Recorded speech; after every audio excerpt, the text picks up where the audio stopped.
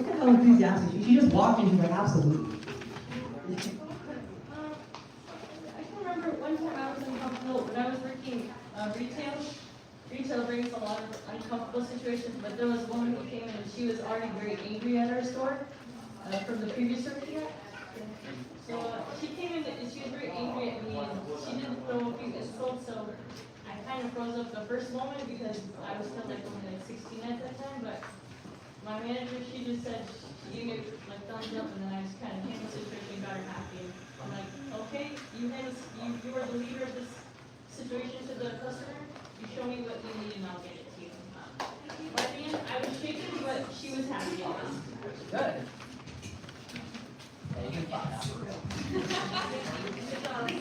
Thank you. And that's a tough situation to be in, but it's a situation I've been in many times. So, yeah. Who else? She just so nonchalantly volunteered. Is there anyone else? I feel like I want to hear at least one more story from the brothers, hopefully. Because the sisters were brave enough to say something. Anyone? They're not ready to be uncomfortable. I need to make it as uncomfortable as possible for them then. Alright, well, we may as well get started then. Thank you again for joining us. We'd also appreciate, if you haven't gotten one of these copies of these worksheets that we're going to be using, please pick one up. We have name tags in the back that will be very useful for the discussion circles later. And also, because we are expecting a lot of people to come in, please make sure that everybody has a seat. Please move forward and move in if you are able, so that everyone has access to where the seats are. We greatly appreciate that. And without further ado, Brother Othman Altalib. السلام عليكم ورحمة الله وبركاته. بسم الله الرحمن الرحيم والصلاة والسلام على أشرف الأنبياء والمرسلين حبيبنا ونبينا محمد صلى الله عليه وسلم وعلى آله وأصحابه ومن استنى ودعا إلى سنته إلى يوم الدين. بسم الله الرحمن الرحيم. How's everybody doing? Alhamdulillah. Alhamdulillah. Good, long week.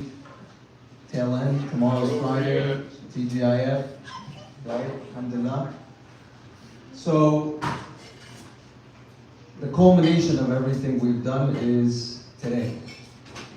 But inshallah, that's just the start of your own personal journey to go a bit further, inshallah. If you found it beneficial and you found it as something that could be transformative for you.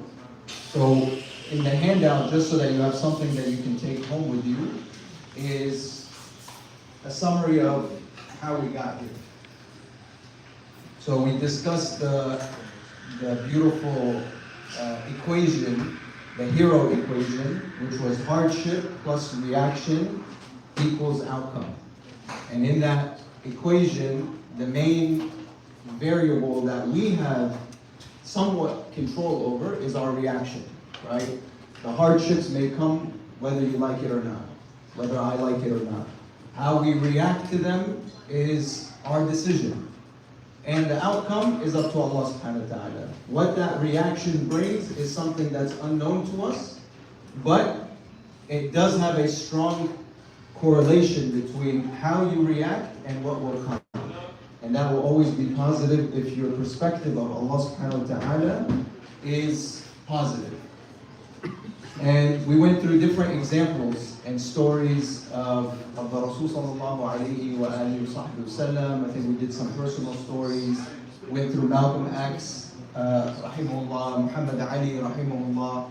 And then we went into the doctors that have been going to Gaza as examples of embracing discomfort and what that brings. So last week, we went into ihsan in a bit more detail. Right? And we started with ihsan with Allah subhanahu wa ta'ala and ihsan with people. What we didn't get to is ihsan with ourselves and our life. And so that's inshallah what today's conversation will be about. It's the activities that we'll have today.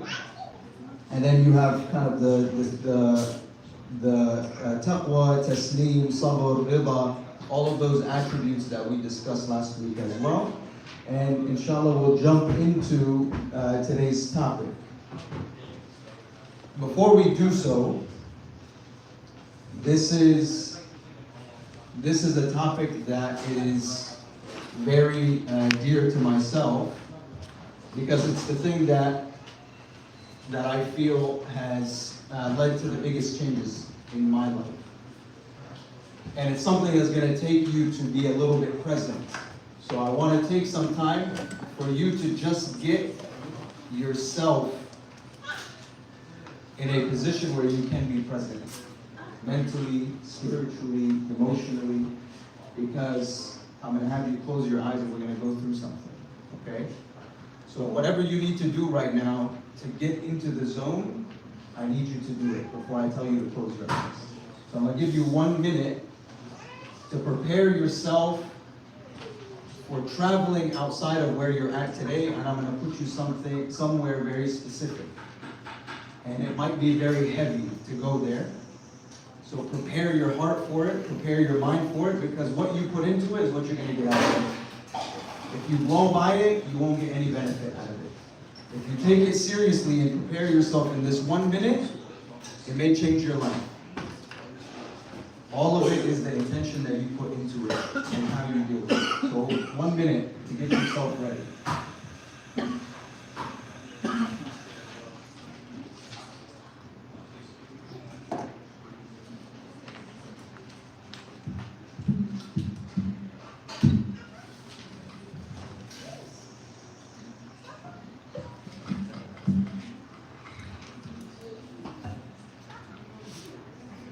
Ready? You guys are freaking out. What is this guy going to do to us right now? Okay, close your eyes. And I just want you to listen to the sound of my voice and follow where my voice is taking you.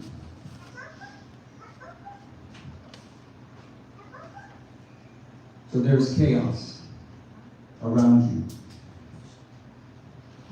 There are people running and screaming in fear. There's no known destination.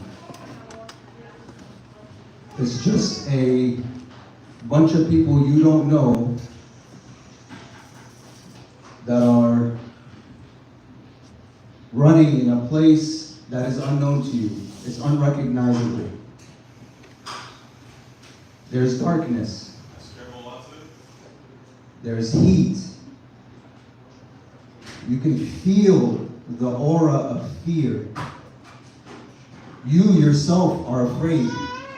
You're shaking. You don't know what's coming next. You don't know what's going to happen. The unknown is causing you to come out of your own skin. And then you start to see books. And they're not just normal books. They're books that are flying in the sky. And you're seeing those books coming into the hands of people from the right and the left. And you know that you learned something about this when you were living in the world.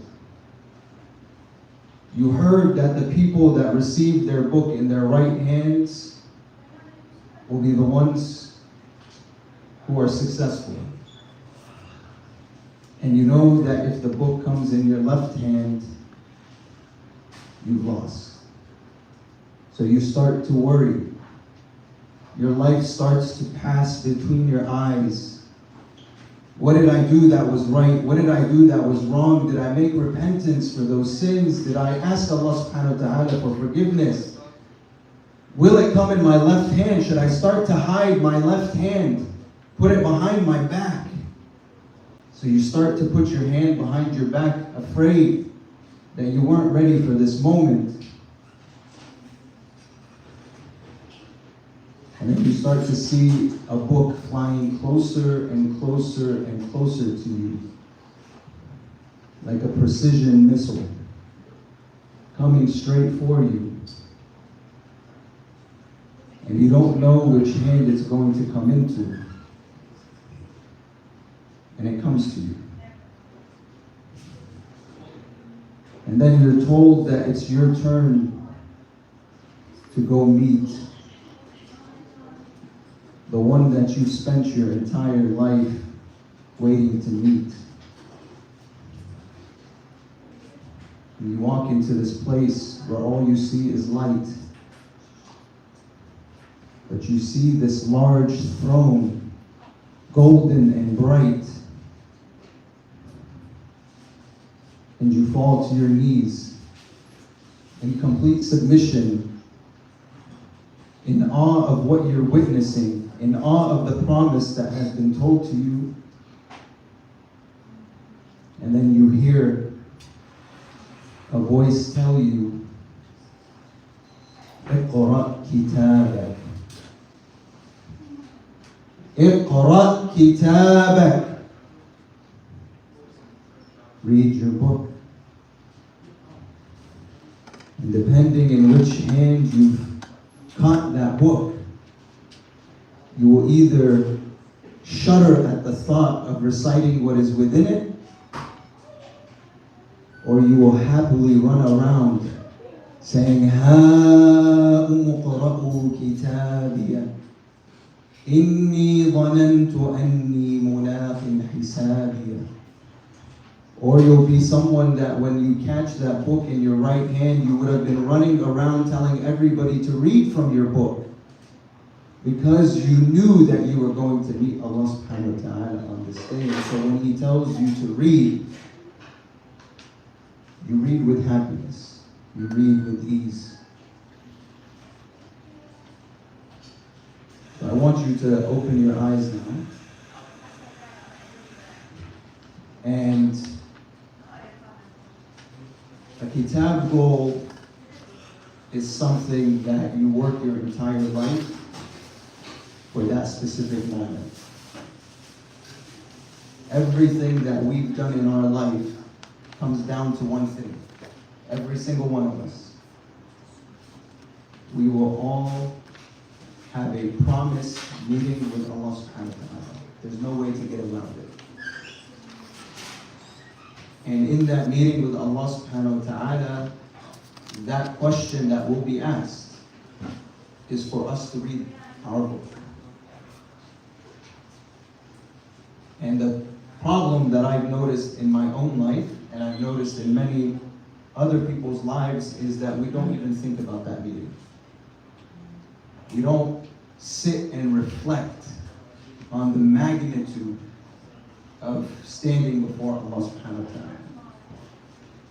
The magnitude of what we will say in response to that question, read your book.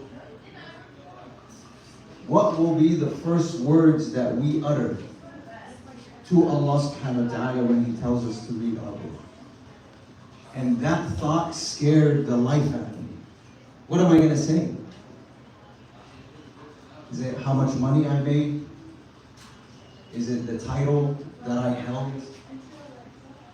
Is it that I was a CEO of this company and I was the governor of this state and congressperson of this thing, or mother of this child, or father, or husband, or wife? What's that first thing that I'm going to say that distinguishes me from all of the billions of people that Allah will ask that same question to throughout the entire history of humanity?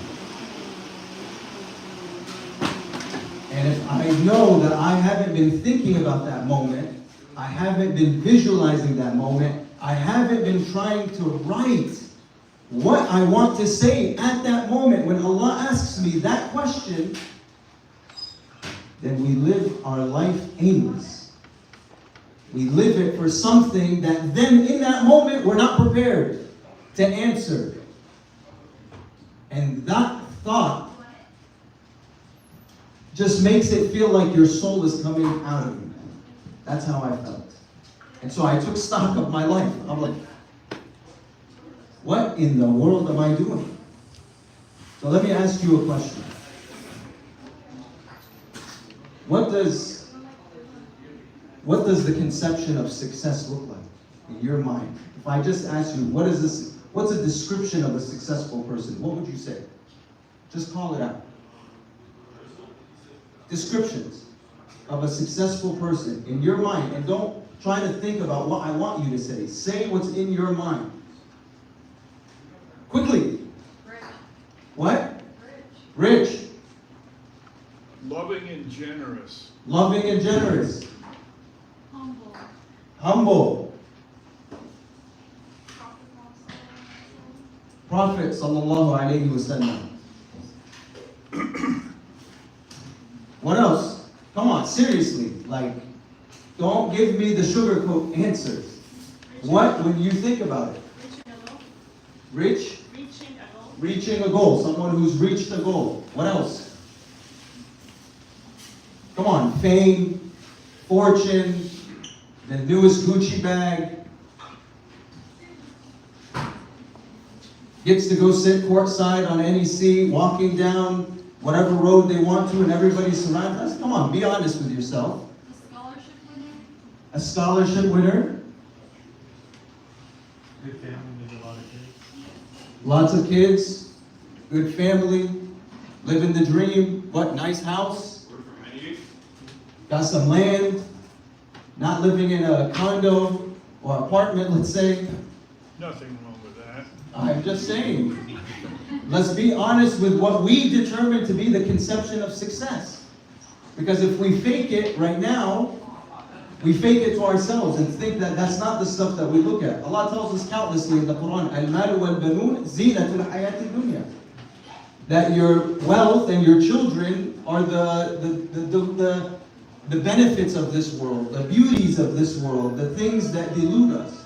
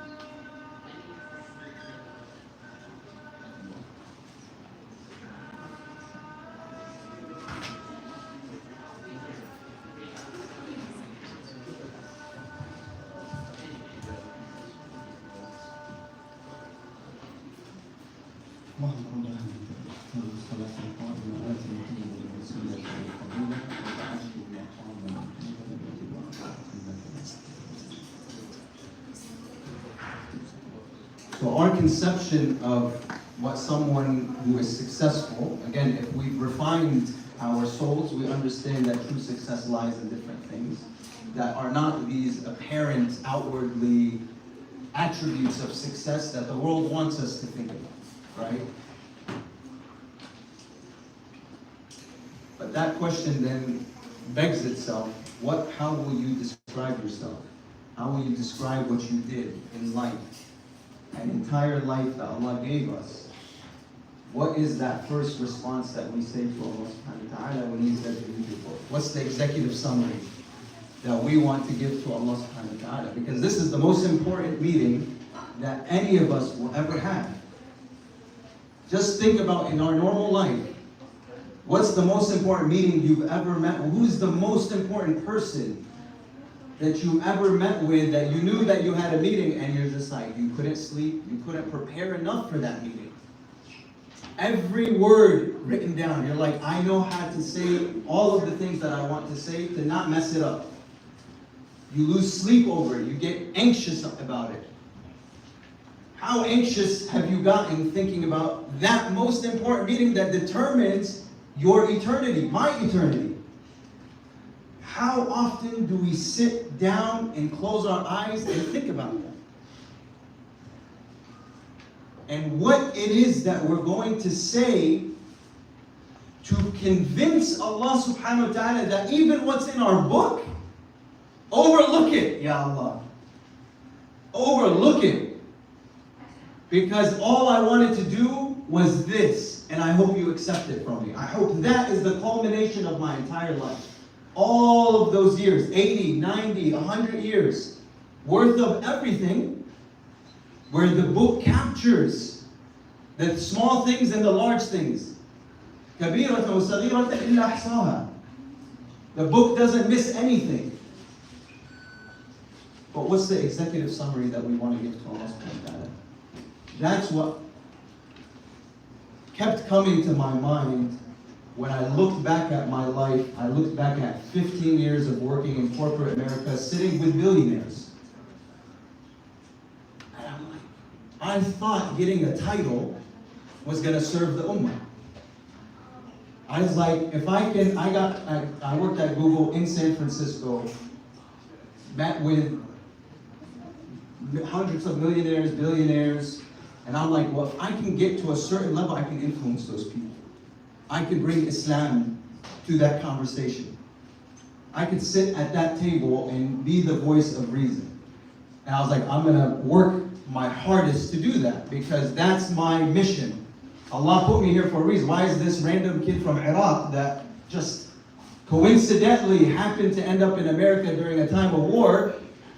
Why am I sitting at the heart of Silicon Valley that have more money than actual countries? I'm like, that's it. That's why Allah put me here. But then you start to get consumed with it.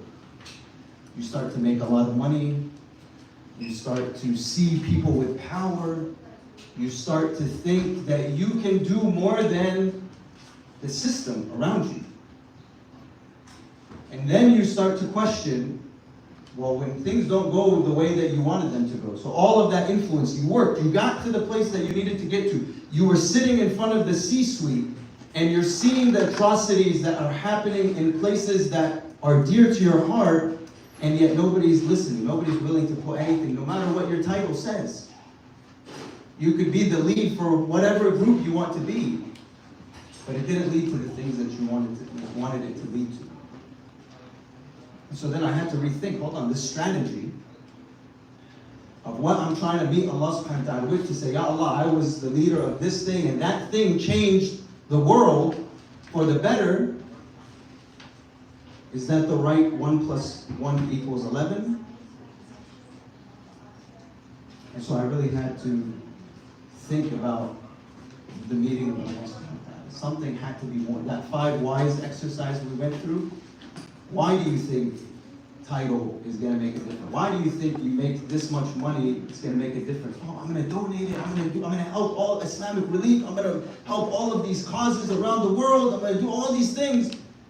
And you spend your entire life consumed, and then when you meet Allah, you realize the more money you got, the longer you stand before Him.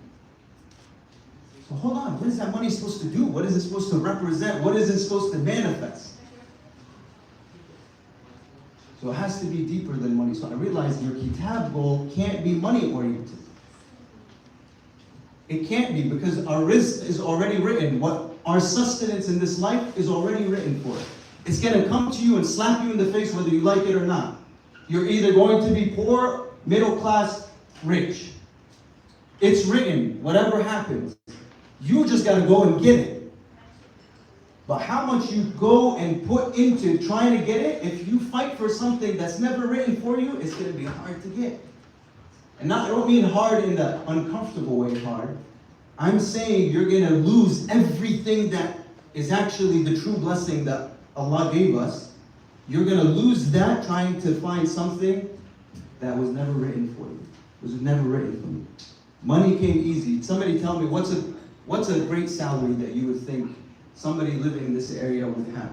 You'd be like, man, this person made it. Just scream out numbers. 250K. 250, wow, very specific, I like it. That means you're thinking about it. What else? 100K. Come on, what else? $1 million. There you go, thinking, shooting for the stars.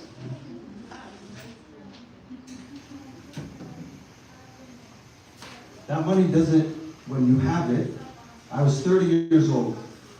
And this is just between us sitting here. Don't repeat it. 30 years old, I was making $500,000.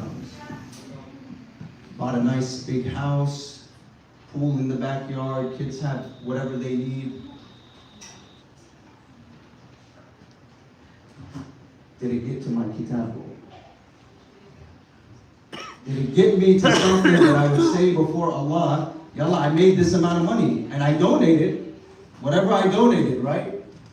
Donate X%. But what else? What else defines me and what I did? That's the question that we have to then ask ourselves. Is the money worth it? What is it that you're going to do with it? If you really do have money, then have a goal for what you're going to use it for. Because guess what? But 5 more minutes. Guess what? The percent of us sitting here today in America, living in America, in comparison to the 1.9 billion Muslims around the world is how much you think? Percent. Less than 1%. Actually 0.18%. That's total with children. Adults is 0.15%. Men, 0.075%. Women, 0.075%. Adult women live in America as a proportion to the Ummah. And yet we are very well off.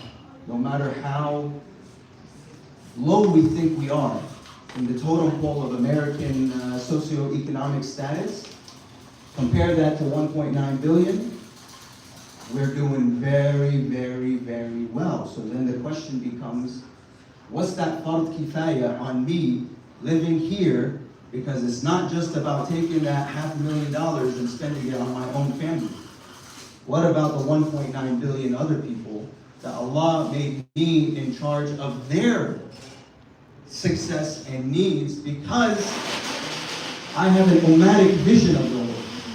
I'm a Khalifa. And once I meet the necessities of my life, then there's something much greater that we have to start to focus on. So inshallah, when we come back from Isha, we'll go into how do you actually start to identify your kitab.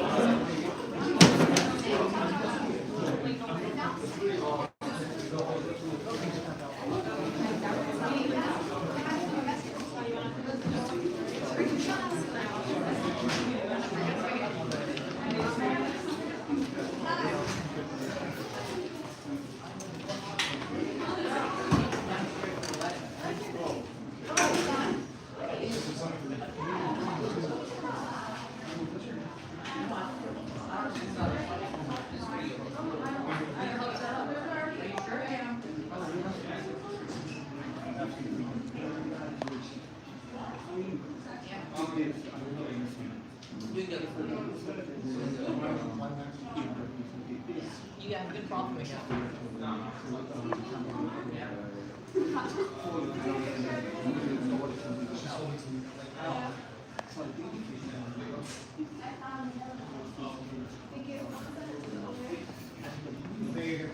Is there a way to pause? No, you didn't stop Alright, I'll just cut it and do part 2.